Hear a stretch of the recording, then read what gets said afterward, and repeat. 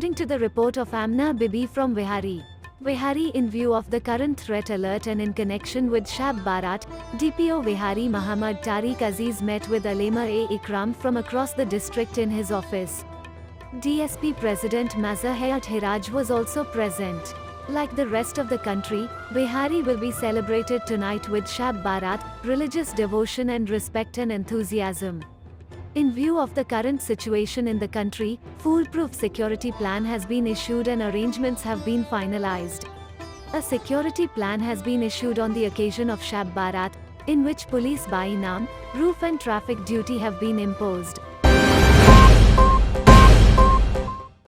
Deployment of volunteers with the police will be ensured in view of the current threat alert.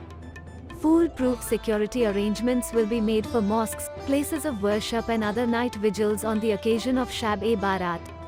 Visitors to mosques and places of worship will be physically checked by metal detectors.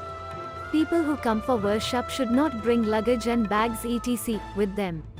Scholars should refrain from giving speeches of objectionable sectarian nature, and do not invite objectionable scholars in the night vigil.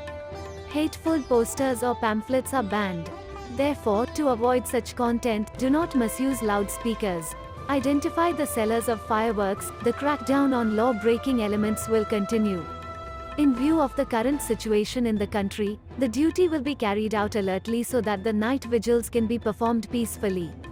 Arrangements should be made for proper lighting at night vigils in mosques and standby generators should be provided in all mosques.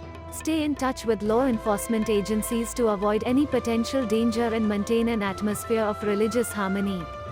DPO Tariq Aziz BNA News HD Wahari.